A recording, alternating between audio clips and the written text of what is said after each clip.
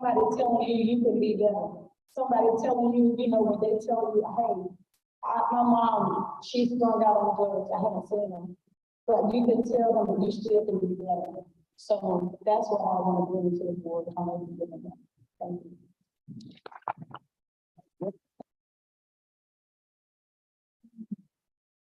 So I'm actually going to do this job. It probably was before his house died last week. So they're preparing for the funeral. So he could not be here at the last minute. And I just asked that we also refer to the family for strength. And now for questions. It'll be first come, first served to all. Whoever wants to ask a question, when the last speaker answers my question, please just walk to the mic. 1 minute to answer the question. The candidates get 2 minutes to answer the question. The first question. And we're going to go down this way for this question. What are the board's primary goals and responsibilities? What accomplishments do you hope to see the board achieve?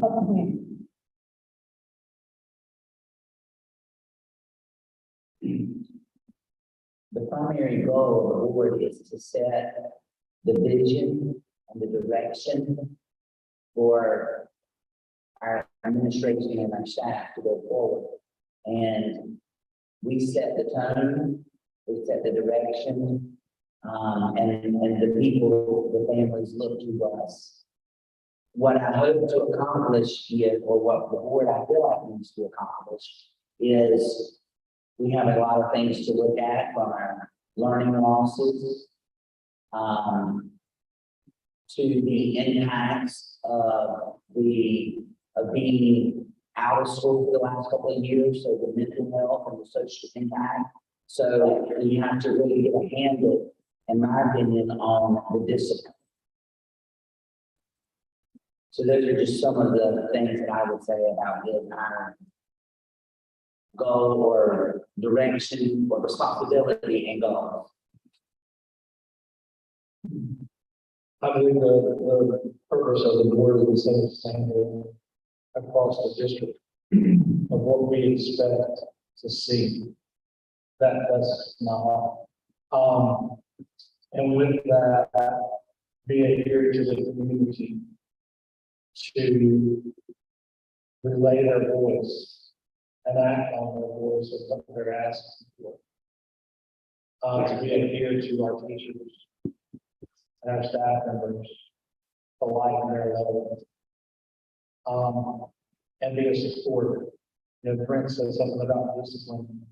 If we don't support our teachers' ethics and discipline, we're going to lose them, which is where we're at right now as a whole. We will allow discipline to get out of control. And so we're losing them to not another school system, but a completely different job. And so with that, we have to be a standard. We have to be setting the pulse, I believe, of our community and what we expect. Well, for me, Scott is my good friend, and I told him that, maybe I'm not meant to be a politician. Because I told him we're not going to fight, because no matter who wins, I win either way. Because if I don't get this, I'll still be out there suffering. So that is one thing I want the board to have, not so much division. Because as a parent sitting and listening at the adults, how do we expect the children to maintain and act accordingly when we can't do it ourselves? I think that about we should learn how to respect each other's opinions and our differences, and learn how to embrace them. Scott has some things that I like, he has some things that I don't like. But the thing is about us coming together as a board and doing what's best for the children, not my idea, not my way, but what's best for the children, the parents, and the teachers. So that is one major thing that I would like to see for the board.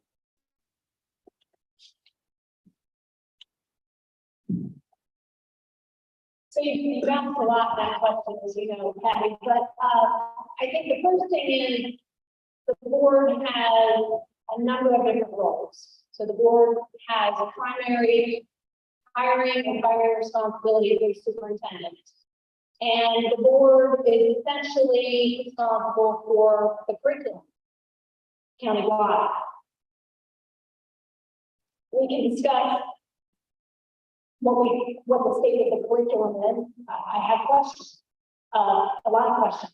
I think my goal would be to acknowledge realistically where we are, given the last few years of learning loss piled up on Florence learning loss, and aggressively try and tackle bringing our kids up to speed with education and basic education. And that has to be our primary focus. That is the responsibility of the school system. And part of that is keeping discipline in check, as you keep hearing repeatedly. Our teachers need to feel supported. They need to have an avenue to contact members of the board and to do so without fear of retaliation ever. That is a given. And the fact that we have been hearing that they fear that for years is unacceptable to me. That is not something that will happen if I have the privilege of seeing it. And I think all of our teachers need to be supported in all that they do every day. That is, but I think everybody has said here, we need to set the tone for how we are going to go forward with education in this county.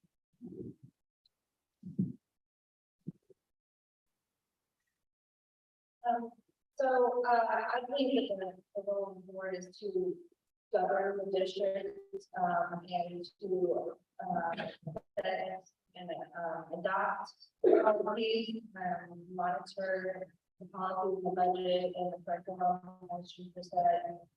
And I don't think that the board planners, and then we are to entrust those policies and issues to the superintendent, the administration, the teachers, and the staff, and not micromanage everybody. That's a quick way to lose people and to create a culture of distrust. And our role, I think our primary role, and what we first, I don't want to repeat what everybody said, because I agree with what you said. So a lot of what everybody said, I think that we need to create a culture that is going to allow them to trust the board, and most importantly, we should, I'm going to respect. Disrespect from the board is one of the big reasons why I chose to run towards people who resist to the board, toward parents, toward other stakeholders in the community. I think that you can ask for things or demand things or respond to people. All you have to do is say it nicely. And I think that creating that type of culture is going to go a long way, and being transparent and being willing and most importantly able to listen to other people. And not micromanaging the system. It's going to go a long way in helping these other issues. And we'll start trickling down. Okay. Okay, I'm serious. Audience, just walk off. I'm gonna ask the next question. We're gonna go this way. It's random. Based on recent events, the school-wide, and given the Board of Education's responsibility to ensure school safety, do you have ideas on how to improve the school safety?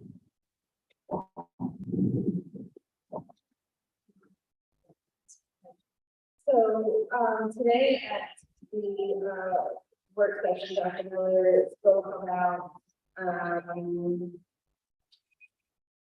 conducting threat assessment routine, and I think that's great. But I would like to see something to the effect of a risk management team, which would consist of certain individuals who are capable of identifying and tracking and managing at-risk students. By at-risk, I don't mean impoverished. I mean those who are at risk of harming themselves or others. And in doing so, I feel the society that we're in today is afraid identifying and helping those students, because they don't want to step on toes, they don't want to hurt feelings, they don't want to disrespect or whatever. A lot of people don't think that they help, a lot of people don't appreciate they support help or that there are services out there, but I think that is one way that we can help them. And another thing, I don't know if we have like in every school that goes to sharing documents, something like that, I think would be great. I know that, county, part of the thing, they always with, you know, but I don't know the resource officer how that would shift. Okay. And then after school programs for students to be in, I think that keeping kids busy and keeping them out of trouble. And I don't think that, you know, keeping the teachers or staff after school is that big of a deal. So they just see the big of trouble. Just a deal. Right over. Okay. Okay, and then encourage students to take responsibility for their actions. Stop tiptoeing around discipline, because disrespectful kids at home will come to school and be disrespectful, and if they're not going to get discipline in school or at home, they need to at least get them at home. I don't mean, you know, paddling or anything, but help them to take responsibility for their actions. And also to take part in making sure that the school environment is whatever the plan is.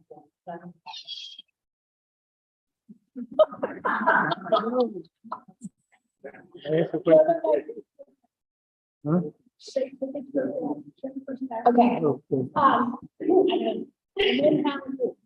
So, very timely topic for a lot of reasons. I think Lauren's mentioned a lot of great ideas. I think the after-school programs are critical. We have a lot that already exist in the community. I'm not sure that we are utilizing all of those as much as we should. I think we probably could do more in terms of utilization of those after-school programs. I think it's the SPRED assessment teams that were discussed at today's workshop session are stepping in the right direction.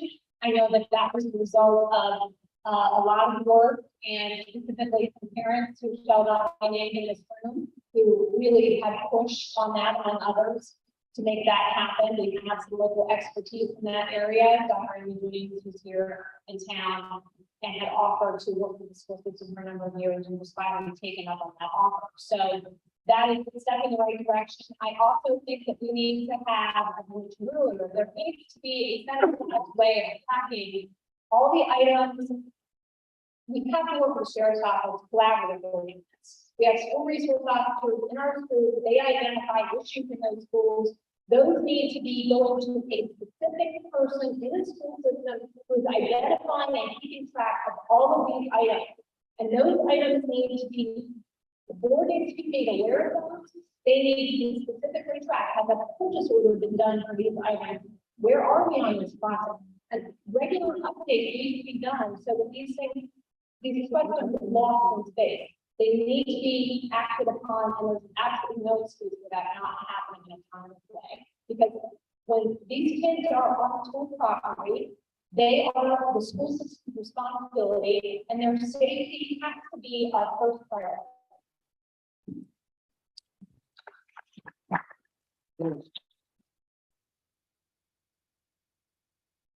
I totally agree with everything that was said. I think West Carolina Middle School has a see something, say something. I think to encourage the children that they can trust them. I also think if a child has been, has had an issue that really would require an evaluation to make sure that person is still stable. Unfortunately, we're not gonna, someone is always gonna slip through the cracks. That's very unfortunate. So I think we should have some type of first response training. I know some areas where they have, each class will be equipped with certain things in the event that they did have some type of shooting. That they could offer some type of first aid. Because it's the reality. I mean, we could put every plan in place, but unfortunately, something always, slips through. And I think we need to follow up on these evaluations. As we hear about school shootings, normally those persons have already had some type of experience. They've already gone through some kind of psyche battle. So I think we should make sure that we follow up on those things. And, just kind of be vigilant, watchful.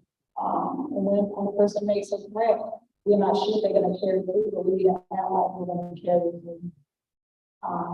Sometimes we may be just saying something, but we may be something for them. So I just think it's gonna kind of be a good discernment when no one, this feeling that we have, that maybe something is gonna go down. We should get kind of on this, because you don't want to, point people out, so. But I think just making sure we follow up the kids that we've already identified as having a problem. Making sure that we get them the help that they need. And, I don't know if we have alternative learning schools. I think they are awesome for some kids. Time.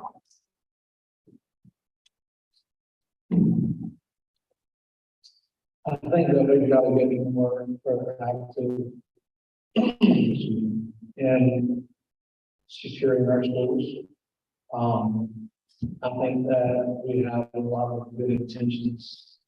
But it's got to be followed through with action. And it's not the way. I believe that our community is going to get more involved in studies that just show that you get retired men of some sort of walk in the halls of your school during the day, that it greatly reduces discipline problems and other issues within the school because of that presence of that man in the hallways, that figure, that relationship building of I would say a father figure walking the halls. I think it is a key asset in changing the direction of our schools.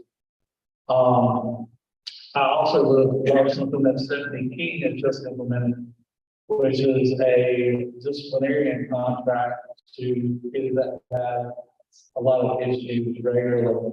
And she's meeting with the parents and that child together to sign a contract, an agreement of this is what we're going to agree upon at West Craven Middle School and how we're going to act. If you break this contract, these are the consequences.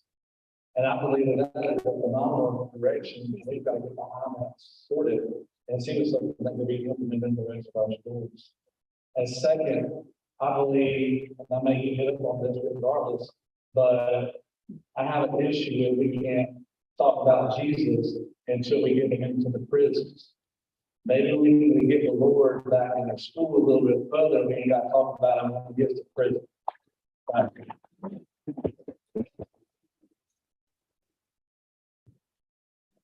And the preacher will say amen to that.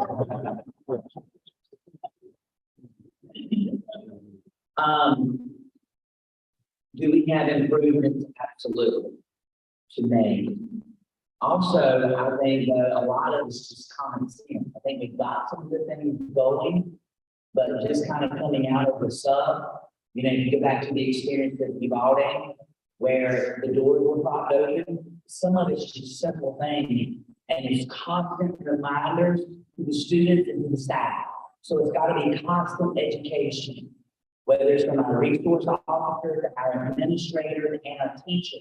And so that expectation needs to be communicated loud and clear. And it can't just be, I understand we get so busy, I do get that. But safety is just something that we cannot afford to let slip. And so a lot of it's just common sense. The doors have to be locked. I believe it was Kelly today maybe brought up something about installing automatic locks. I love that.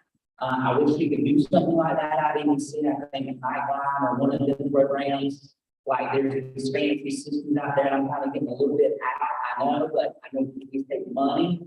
But we're going to have to invest if we want safety to be a priority. So the old saying is you got to put your money where your mouth is. So we got to do that. The other last thing I want to mention is entry access. it's too easy to be able to get in and to be able to get, I'm thinking of one school right now. There's no barrier, so to speak. And so once you enter that front door, you know, you have access. And in my mind, we need to have that cut off where you can't get past that point of entrance.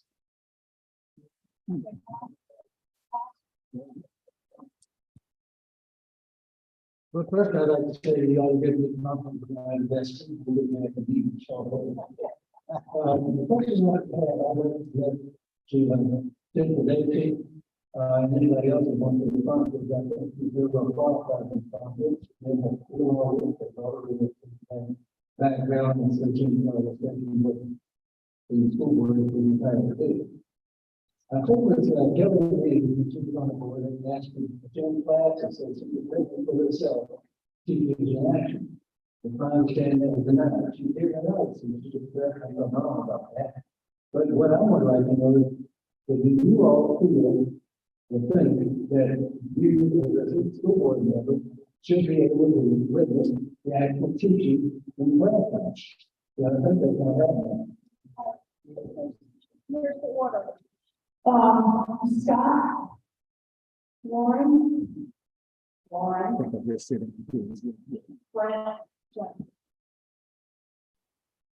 I told you to be random. Yes. My answer is yes. Okay, Lauren?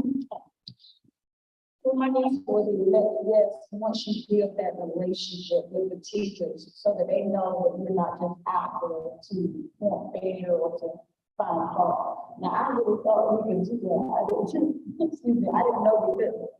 I think it would be a powerful thing to have school board members on a daily job to just go to these schools and just walk out there and see what's going on. So I do believe, but I think it comes from building a relationship with the teachers where they can trust us to know, like, no matter what, they can come to us. So I think that can happen. I wouldn't want my supervisor checking on me, you know, just to point out my wrong, but to encourage as well, let them know you're doing a great job. You need to go to the bathroom, you need a minute, we got you, you know.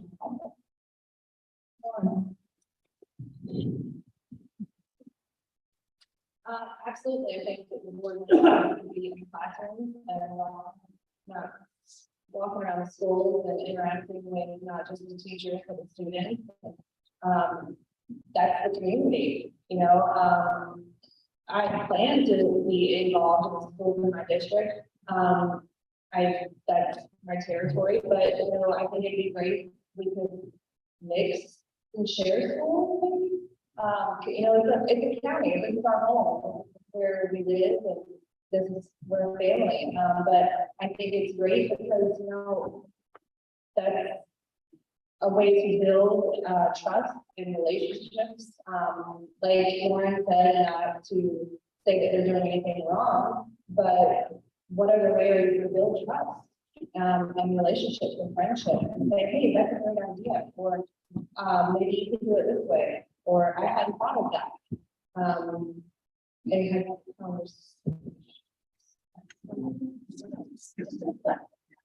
yeah. Okay, Absolutely, and it is of my experience of, since I've been on, and I've been going out, even though I've had a short period of time from, I came on in May, everybody's still wrapping everything up, but going out, making the connections, the input that I have received, educators and principals, they want us there. So I don't think there's, what I've heard, people are welcoming it. I love being out there, and when I open up my opening statement, I talk about being present and being visible, and I think that is important. So, yes. Jennifer?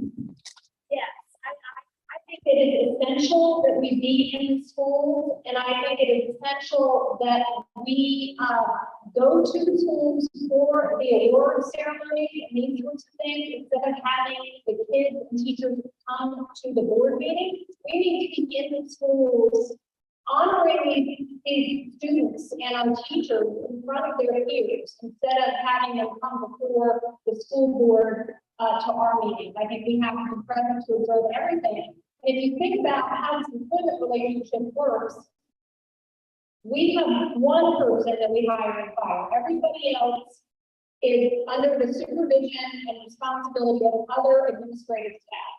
So we are just, we need to be there. That's part of our role, is to see what is happening in all these schools. And as Lauren indicated, we have districts that we live in, and we know what those lines are. But when you overlay the attendance districts for our schools on top of that, we cover lots of the schools in the county.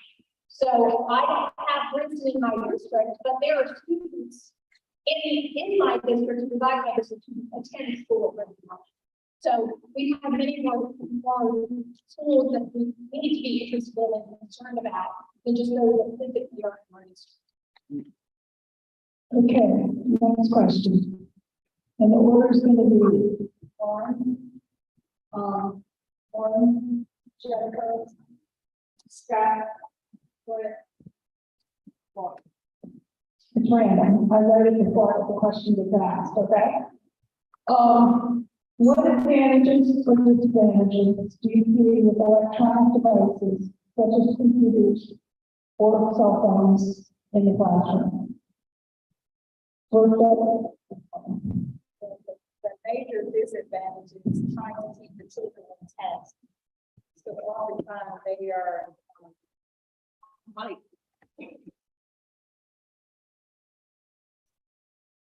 we'll restart that.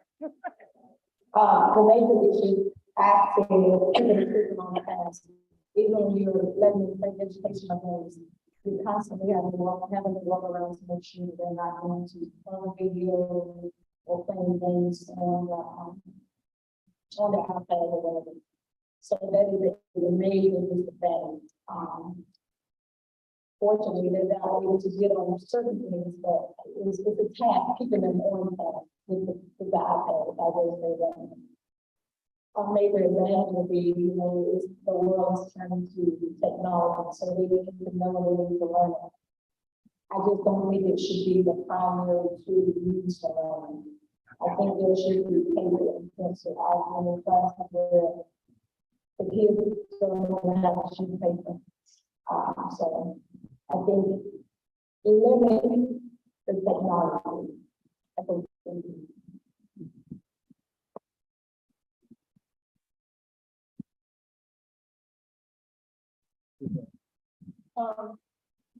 Lauren. I think you said Jennifer. Okay. All right. I'm trying to double class and I'm good. Okay, so I think that obviously technology, I guess, has a role. I don't think it's as big for me, in my personal opinion, as we currently see it in this business.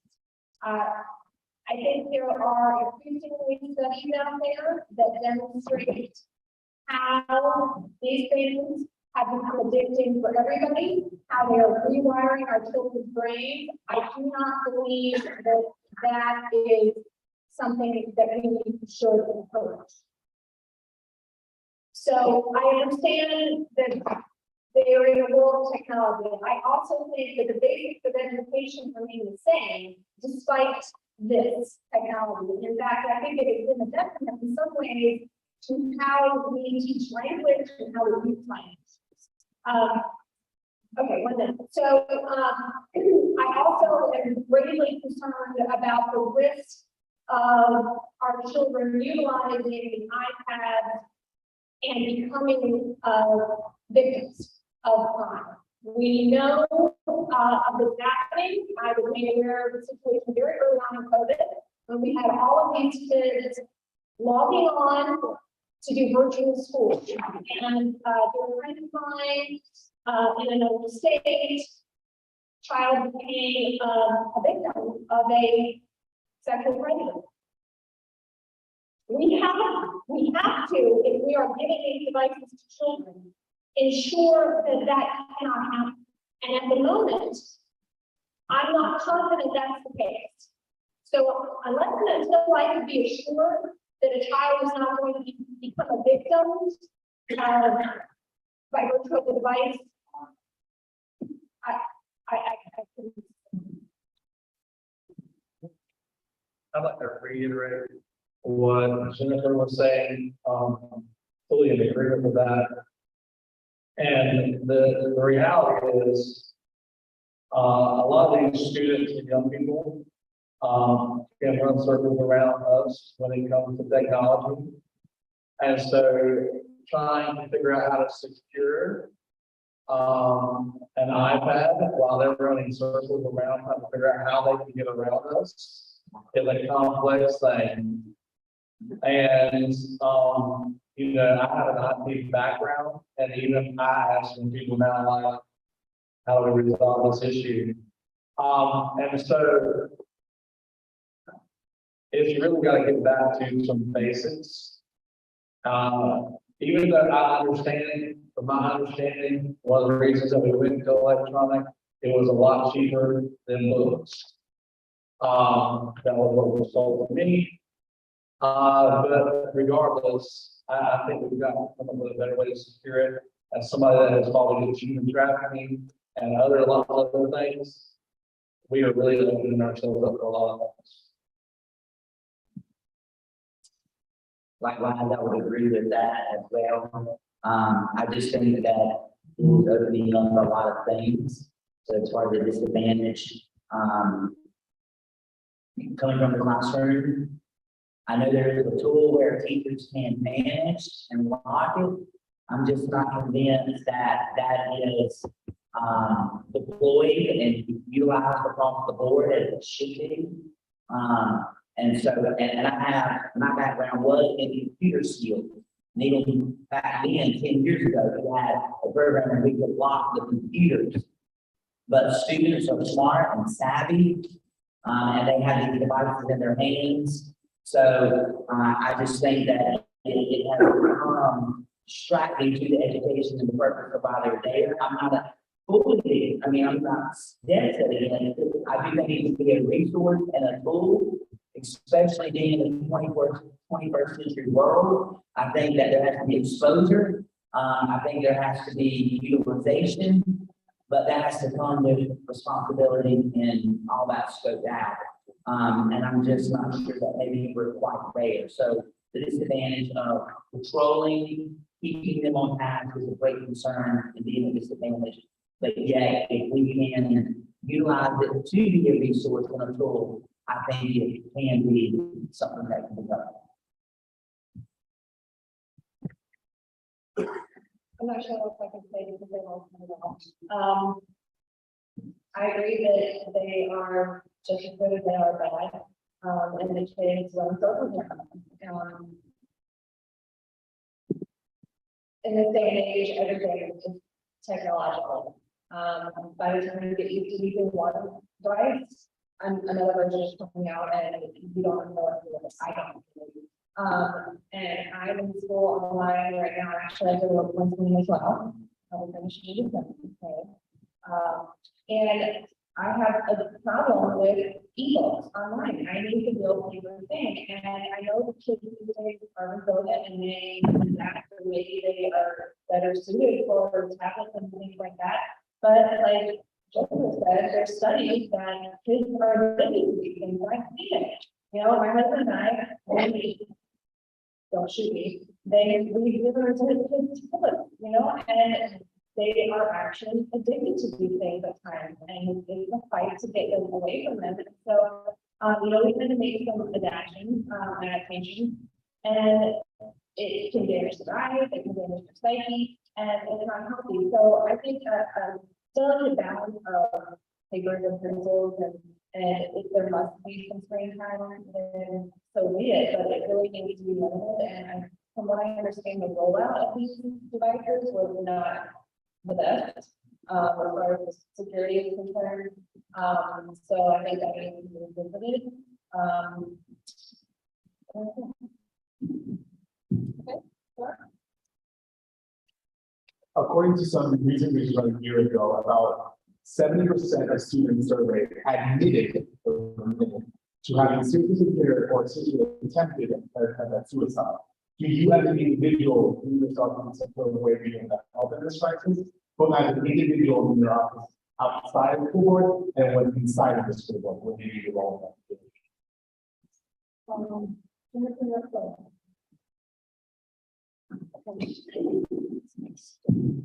So I will say from the outset that we have dealt with this in my family a number of times personally. We've lost several people in my family's suicide. It is a very difficult thing to go through.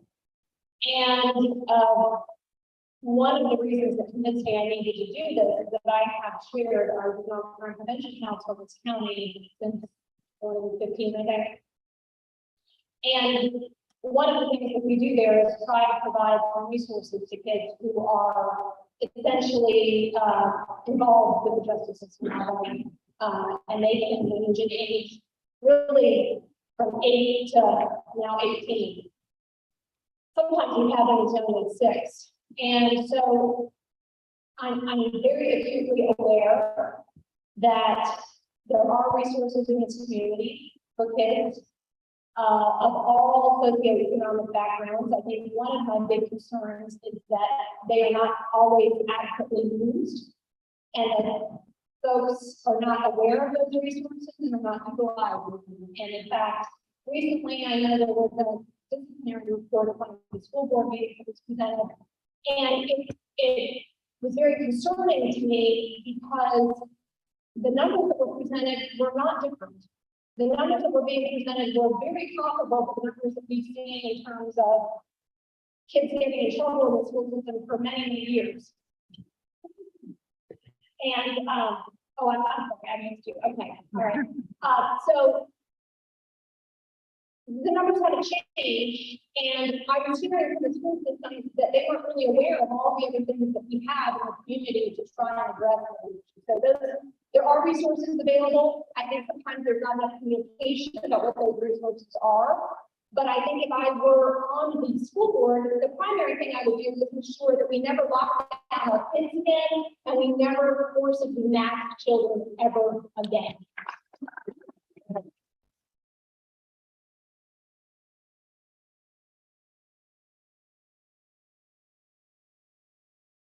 Scott. So I would say from a ministry background, I have dealt with it unfortunately too much. And I have lost a very good person because of that. And so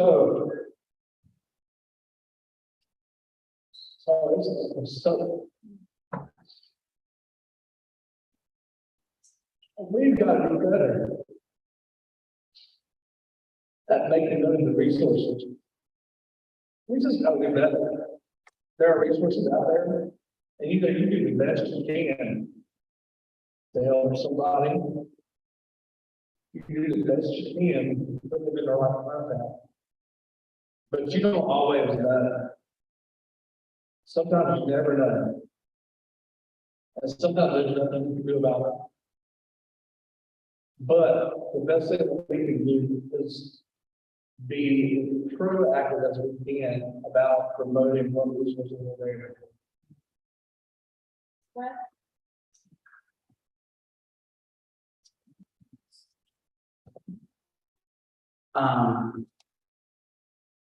Board role goes back to the president, the active in the schools, and being a part of what is going on, and those are already in the school counselors, building those relationships. I think probably one of the greatest role as a board is modeling love again. Our society, I'm just going to say it, we're too busy bickering and trying to tear each other down. It's impacting our kids. And it's got to stop. It's got to stop. They're paying the cost. They're paying the price. Outside of the board role, it's a spiritual battle. And I'm a pastor, I want to make it spiritual, but They're the spiritual attack on this generation and their kids. And we gotta stand in the gap. And so that's the way I see my role, standing in the gap, praying, and advocating for the resources that we can get here in our county. And I think she's already mentioned there are some resources here. And we've got to continue to build upon that, because I think this issue, unfortunately, is only going. I think you mentioned that the statistics and the survey show that it's increasing. And unfortunately, I think that's going to continue to be the case. We must do better. We got to do better. Let's be the adults and lead the way. Amen.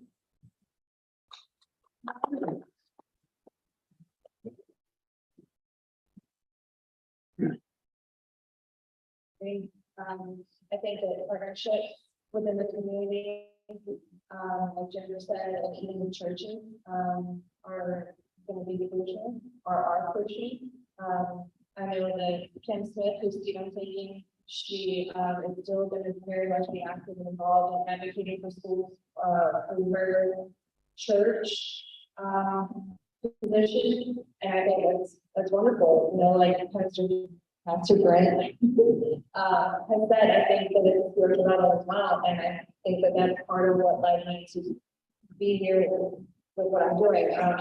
And I think that being president of the school, and what that reminds me of is my little 6-year-old, he plays for the High Altitude Rams, and I can't wait to go walk around the school and, see the little kids that he plays with and hug on them and watch them as they grow up over the next 4 years.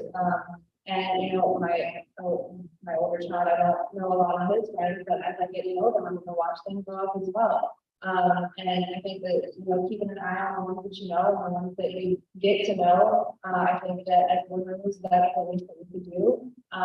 And communicating with each other, communicating with the community, and I think that's the bare minimum of what we can do and what should be expected. I'm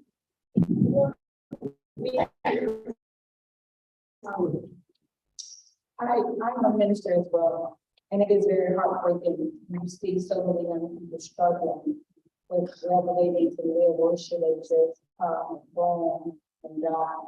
What I've asked the members of my congregation is, when the last time you hung out with somebody that does not look like you or act like you? Now, I read the person's story, I am afraid, but I go in the street of God and I talk to people that don't look like me. I have like 3 young Caucasian ladies now that they are on targets. And every day I see them, I tell them, you're looking better, you know, you're doing great, your baby is thinking, and it's encouraging to them. So I think that's the first thing that we have to do, because we all live in isolation. I do as well. I'll be honest. Some areas I go in, I'm not go, but those are the people that we gotta make the connections to. Because as a board member, I'm not just here to serve a particular group, but I'm here to serve my particular district.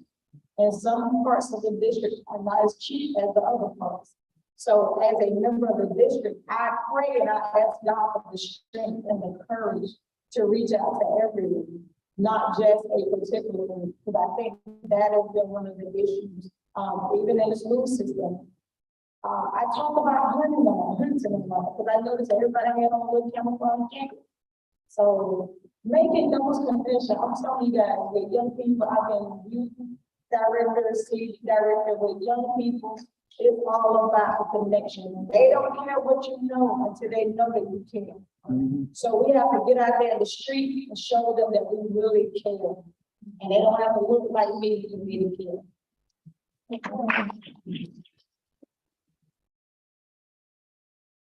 One question.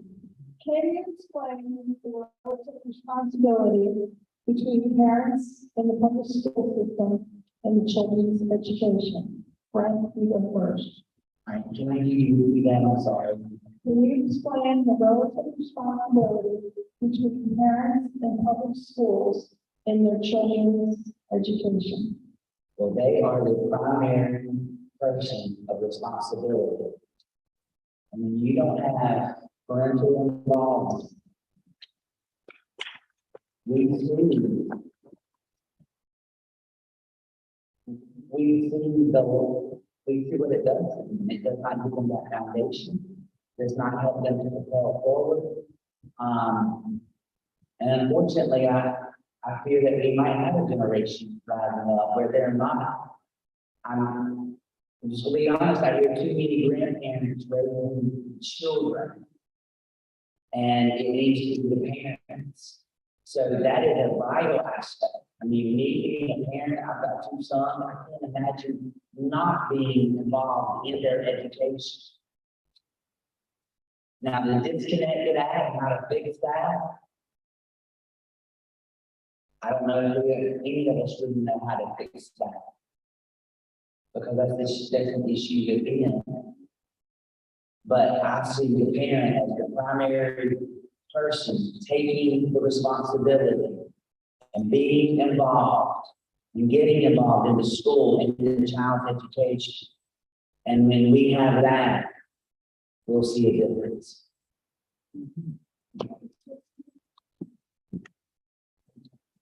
I agree with Brennan. I think that parents must be involved. I think it's very unfortunate that a lot of kids don't have that. And then they have, the situations where parents are there, and they're just not involved. As opposed to the kids that don't have parents, they have their grandparents or even or their also system, or they're just in really bad situations. That's really sad. But I think that the parents, I can't imagine, like Brent said, anybody else doing this for my kid. It's just not right.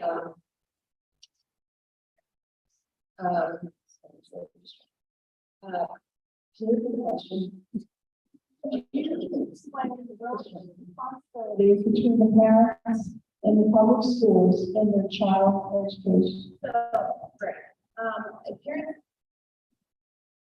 Parents need to advocate for their children as well, not just be there and be involved, and raise their children. I think we need to advocate for the children, and this is my way of advocating for the children. I've said a couple of times before, going to parent-teacher conferences and doing this and doing that, and, it's only going to get you so far, and this is the best way that I thought that I could advocate for my children and for all the children in my community. So I wanted, my original intention was to be avoiding for a lot of the parents in my district and the county. But I think that parental involvement is of the utmost importance in their education. Jennifer.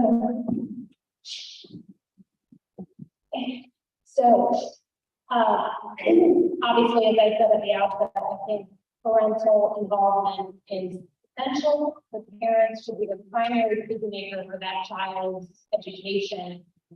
They're the ones who have the responsibility of making all kinds of decisions for the child, where they're going to go to school, what their curriculum should look like, in what way they might be indoctrinated, not so.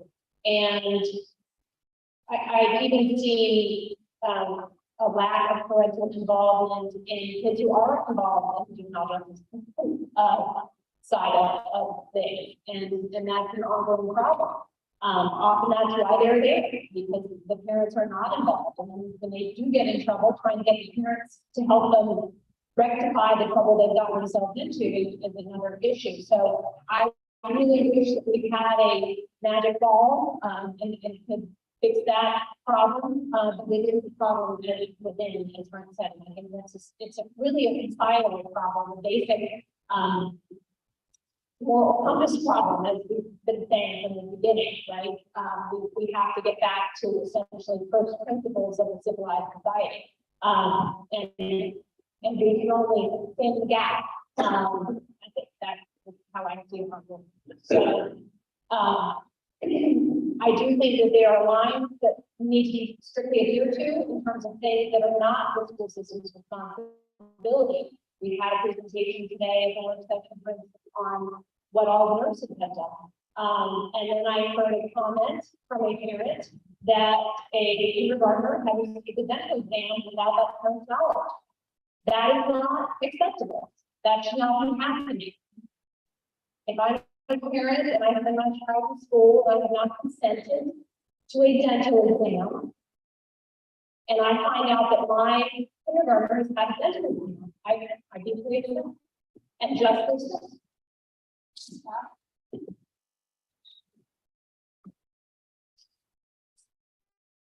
It's the parent role to be the leader in their child's life and to be the disciplinarian in their child's life. It is the school role to educate. We put too much on the school and expected a little,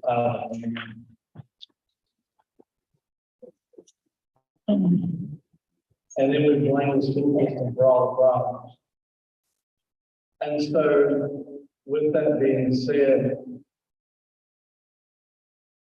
we've got to encourage the parents that are not stepping up to step up and put people around them to help them push forward. That's what I think what Stephanie King is doing with her contract, it's engaging the parents on, this is what I'm giving, this is what I'm calling you to. I'm calling you to the plate. I'm calling you and your child to the plate. It's time for y'all to come together and agree that you're going to need this, and we're just going to focus on education. I partly agree. I guess I'm the candidate that understands that we don't live in the perfect world. Because unfortunately, for most like kids, they don't have parents. I know we don't believe that, but it's a sad thing. I know a lot of kids in just Oak City that are in foster care. Foster children in person. The parents don't have the capacity to be what we need them to be. The parents are in need of therapy themselves. I was in a meeting on yesterday and they said that, I don't know if it was accurate, so I almost really don't even want to say it. But they said the opiate addiction is taking out African American women and Caucasian women under the age of 30 at a rate of 70%. And our military. There are not parents. There aren't any parents. So I know the school system and the community has to step up for the children. In my phone right now, I have a list of 4 kids who does not have school clothes, who does not even have a book bag. And there are parents there to make sure that need is taken care of. Can you imagine being a child going to school and you don't have decent clothes to wear? You really don't care about it because the kids are gonna be picking on you. Let's just be real about it. I think about Miss Nan Brown, who I was 1 of 13. Miss Nan Brown was my kindergarten teacher. I never forgot her because my mother could not afford to buy us school clothes or jackets. But she made sure every year I got a ski jacket. I never forgot her. I honor her every opportunity I get because she made that connection. She met my need before she was able to give me a pension. So that's what we got to figure out. How do we do that? Because in a not so perfect world, everybody in here knows someone whose family is in the struggle right now because of what the way of our world is today. Okay. What I like to do is for everybody here to stand up and thank these people for what they just did. It's very hard.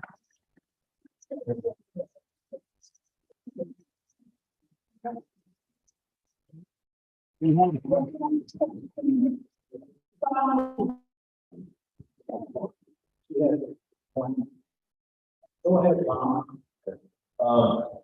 As she said, almost a person, thank you to everyone, friends, Scott, Lauren, Jennifer, and Laura, for being here, to listen to give us your mind and your heart. That's what we want to do. That's what we need to see. It's like all the shit, we need to see that in that. All so very good like that. Wonderful. Here's my question. What degree of influence would you like to have as a board on the acquisition and direction of socially related curriculum that is taught to our children? And how can we ensure it is not in direct conflict with traditional family values? I'm a simple guy. We go 1, 2, 4, 6. We have so many waiting, I thought it was gonna be an hour. I didn't think you were waiting because you're not in front of the microphone, so if you're not, if you're waiting to ask a question, should be people to do it. Are you waiting to ask a question? I thought it was a big- Get it? I Yeah. got all the posts. You're shortening the answer. Yeah. Well, But it's- we're almost at the end of the program. He asked the question. We asked the question, nobody can answer it. So that's the plan. I'm gonna make that the last question, if that's okay with it. Yeah, so, big point. And can I give you the last part of that question in my apologies? Yeah, I'll say, what degree of influence would you like to have as a board member on the acquisition and direction of socially related curriculum that is taught to our children? And how can you ensure it is not in direct conflict with traditional family values? I think constantly being that voice, like today we had an issue that came before our board. There's been a lot of controversy around making foul choices. That's been a social issue, been a concern.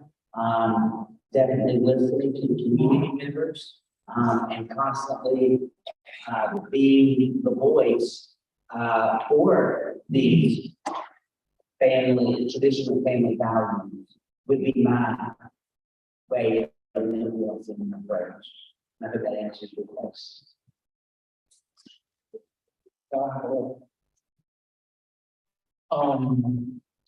I believe that we, very similar to what Brent, listening and being the voice, but also just sticking to the basics.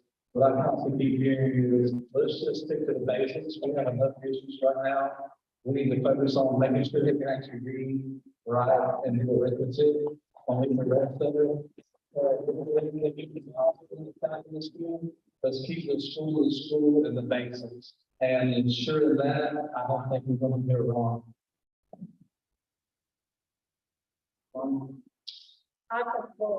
I agree completely.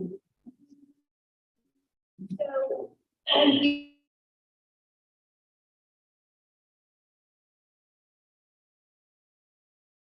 we won't always know about everything in every group.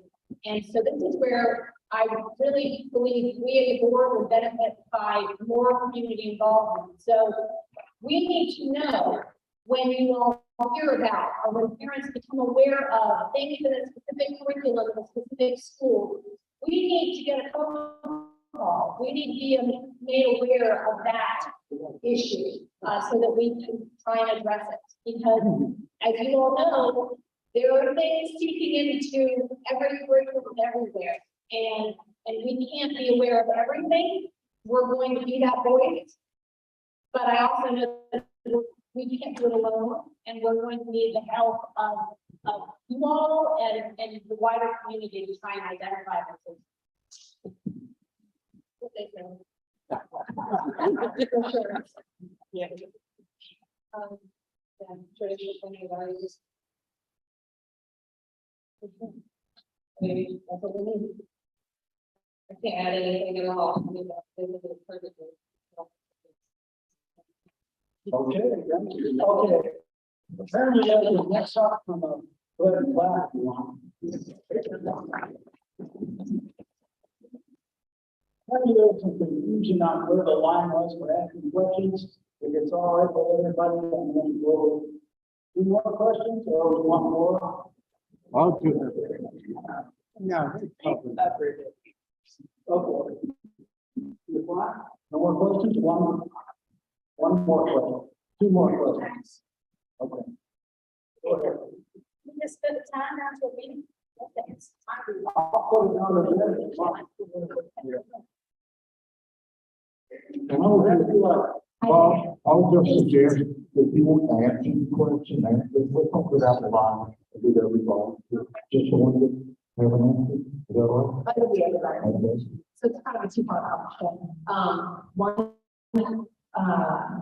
to kind of put the question, I think thinking about midterm variant monkeypox is growing more and more every day. So,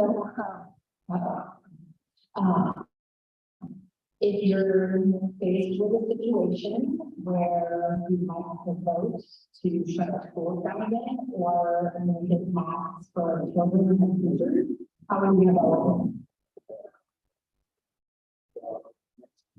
I think we already seen the impact of shutting schools down. And I think that needs to be the very, very, very last option. That's just my personal opinion. I don't think that the students, the teachers, any good. I know public health is very serious, and so we have educators, and others that could be impacted. But I think there's been a report here recently that was released, like 100 some pages of the detrimental impact it's had upon, our community members and students. So I think we can learn, and nobody had the rule book all this time, so you have to keep that in mind. Nobody had a rule book, but we got this now, and we got to move forward, and we're going to make better and better decisions.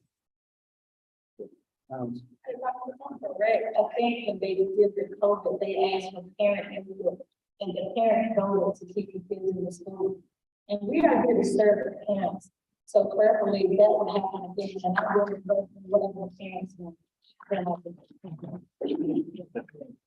believe that that's correct, the parents did vote, and I believe there were numerous times when there were surveys taken, I believe, and what the vast majority of parents and families wanted was not what was done, and that obviously is an issue. Part of the reason I'm sitting here. But I don't know, my answer to that is no and no and never. And that is why I still board meetings, and I would encourage members of the public to continue going to health board meetings. I think we do have to watch carefully the funding of communicable disease money. I think that we have a government that is a local government that is trying to grow for its own sake.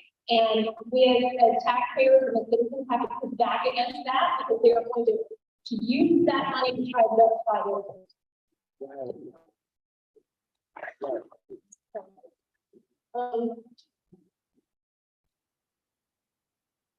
If the community wanted that, I would give them that, but I don't think that's what our community wants.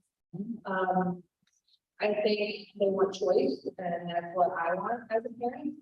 And that's what made me angry when they voted for mass mandate and closing this school, but that's what made me angry from afar from my stepchildren. But we want choice, and if they would wear masks, they can all day. I'm totally there for them. And that's what suits them, that's what suits them. But what really made me angry was when we came here, my 5-year-old was starting kindergarten. He had never worn a mask before that, ever. And within the first few weeks of kindergarten, he wore a mask. And we were out on the lake and walking to a restaurant. He was totally fine with the rest of his family not wearing a mask. And he was like, "Are you on this?" I said, "No, you don't. Do you see the rest of us wearing one?" "No, but I need it." And to this day, he thinks that when he's sick, with a tummy bug, he needs his mask. Even though we live in a house full of people that don't like masks, we believe you need germs. You need to build immunity. Germs are good. But he, at school, believes that he needs a mask. When his little brother to school, they go get their masks. That's insane to me, but anyways, I'm not for masks, but if that's what the community wants, that's okay, so. Next. Hey, guys, I want to do this on the controversial one. Do you guys believe that our upper echelon leadership should have performance clauses in a contract? And my performance clauses, I'm not being intent towards the children. Because performance in school system is not necessarily just intent for children, because the chief of operations is not going to obtain test scores, but there are tasks that position needs to meet, because they are what's the word for it? The internal workings of our system. That person supports transportation, child nutrition, technology, all of those inner workings of our system. Our HR person, hiring, retention, goals, financial officer, not going to take that for this year, and that's why I have to have clean audits. Currently, there aren't any performance clauses in contracts. Basically, they say, congratulations, Jennifer, you've been hired for 3 years, we're gonna pay you this money, we're not gonna require anything. So do you think we should have performance clauses in position? And the other question that I have for you all is if we don't have performance clauses, how many changes that someone has to prove to you that they're not going to do what they're supposed to do?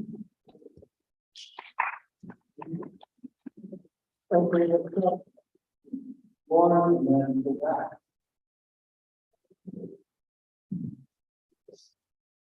Do they do review?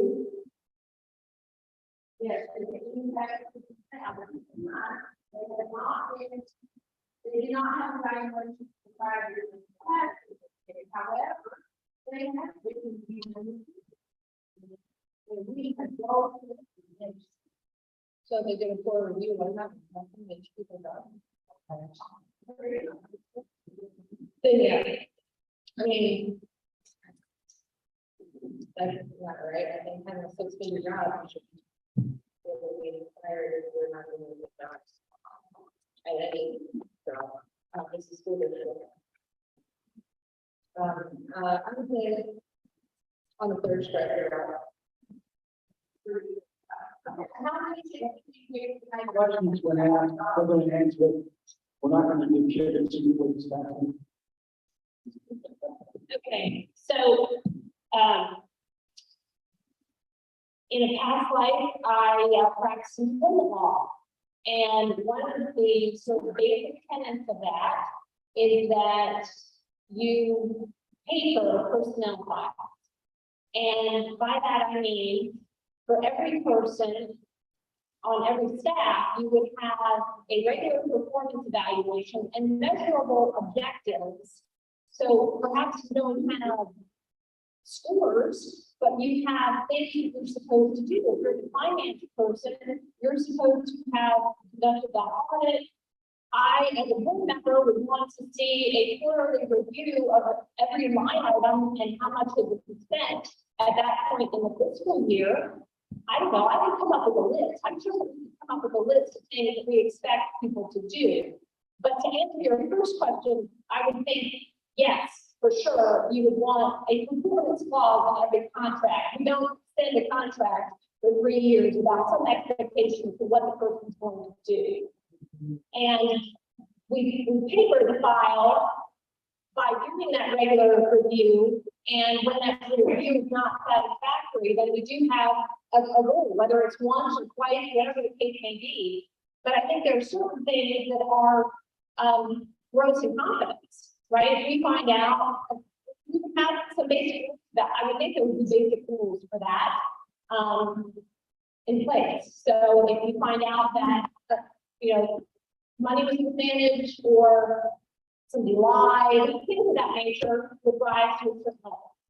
For me. So, I'll be real honest, I don't know enough about the situation to even make a decision about them, because I don't know the workings of those particular positions. So, at this time, I don't have a lot of information. You have it. As we have.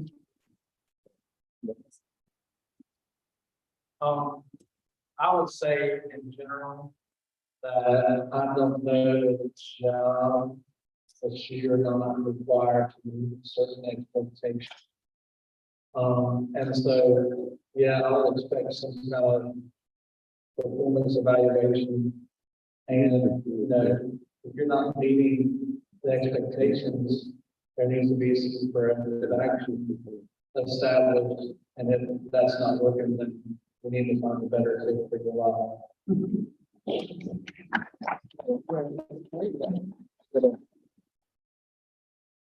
Performance calls in a contract. As I was sitting there thinking about that, what do we require of our students? Performance. We get data on the end of the year on performance.